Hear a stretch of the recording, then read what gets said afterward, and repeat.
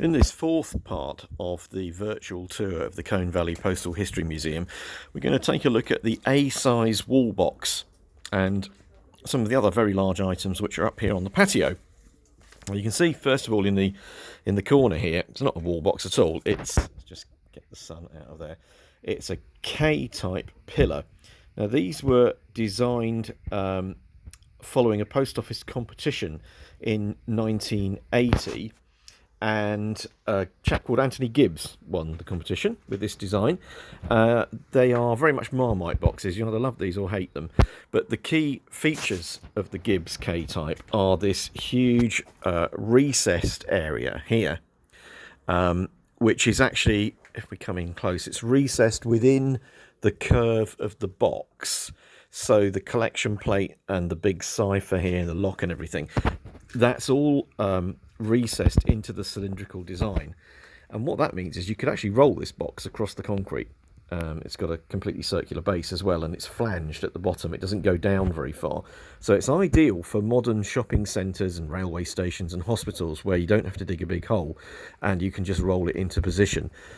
The aesthetics are very much of their era from the 1980s. You can see it also had a dedicated aluminium casting for the post office direction sign that screws into the top, but if you remove that you can also fit a lifting ring so that these boxes can be moved quite easily by a HIAB arm. And this was one of the first pillars to arrive here. It turned up with a broken door in a local scrapyard, and I was able to acquire it for the princely sum of £100. It then cost about £500 to have it all fixed. But hey, that's the way it goes. And it's now got an electronic stamp vending machine of the B52 type, bolted to the side, dispensing their 425p stamps, first class, in fact, for £1. And that was not that long ago. So we have Moya Green to the fact that the postal rate was trebled in one go. Let's just move out. So these are A-size wall boxes. And you can see there's a line of them here. I'm going to have to keep my hand in the way because the sun is really coming straight down into the lens. The post office made wall boxes in 3 sizes, of which A is the largest, B, which is the intermediate one, is probably the most numerous out on the street, and then the small C size ones we saw in the video of Shed 2, they were phased out quite early on in the 1930s. A size that you can see here, predominantly used in towns where there was a large volume of mail and nowhere on the street to put a pillar box. So here we've got quite a rare one, the lovely big George VI box with the Union key plate on it. Next to that we've got Seaton Carew, which is from the northeast. TSO is a town sub office, in case you were wondering, and that's an Elizabeth II one. Next to that, we've got another lovely rare plate. Look at that. Butlins Holiday Camp. That's from Clacton. There were 3 boxes at Butlins and 3 plates, and the chap I got this one from has got the other 2 as well. That's on a rare Edward VII A-size box. Just bring it up like that so you get a good view. And then next to that, on another Elizabeth II, we've got a Jersey Post collection plate.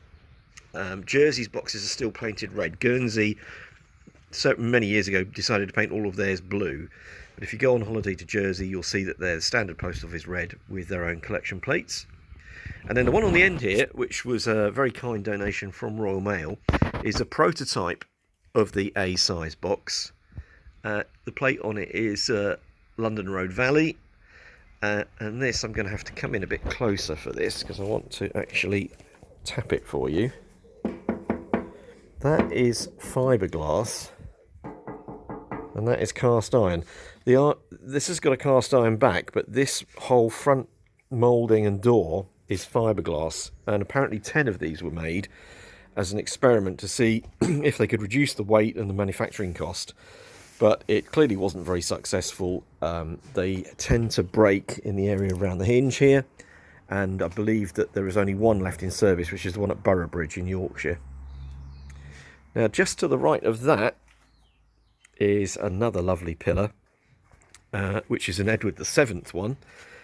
Again, the post office described these as B size, so that's the smaller one, the A size being fatter. It's got a classic stamp vending machine on it from the 1930s. This one's been set to dispense 1 penny, although the machine says it gives 2 halfpenny stamps for a penny. It's actually got the wrong mechanism in it. And a nice little sign up here, just so await delivery of stamp before inserting a further coin. But perhaps the nicest element of this box is the telephone direction sign. Very, very rare item indeed. There's only one left on the street, just the bracket, not the sign. But this would have pointed the way to the nearest public call office, or telephone box, as we now call them. While we're here, a little bit of Rowiana down there. Look, some enamel signs at the bottom in black and white for Berkswell and Canley Halt on the Coventry to Birmingham line. Enamel black and white ones are quite rare. The Exton one at the top is a screen print, and that's much, much more common. If we take a little look over the back there, some of you will wonder what that was. That is Sutton Commons running in board there, and in fact, if we go even closer, we've got the Southern station name board for Sherborne in Dorset. Only half. Never did find the other bit of it. Okay, so that's the A-size boxes. There's some more street furniture on the patio as well, so let's have a little look at some of those. We've got a nice selection of footpath signs and the Southern Railway direction sign from the Isle of Wight. And then coming across here, some AA signs for school and crossroads, some fire hydrant signs, again, London Transport bus stop, 1951 regs no entry sign with the reflector studs. And then up here, post office lozenge in the early 2000s style. And then just coming around the corner here, we've got some more signs and the chewing gum machine. And over this side, just tucked down behind the water butt here, look, 2 B-size wall boxes. Both of them quite interesting. The blue one is representative of a couple of boxes introduced in 1932 for the airmail service. Airmail boxes were painted in this rather attractive blue colour. And although most of them were pillars, there were a few wall boxes used.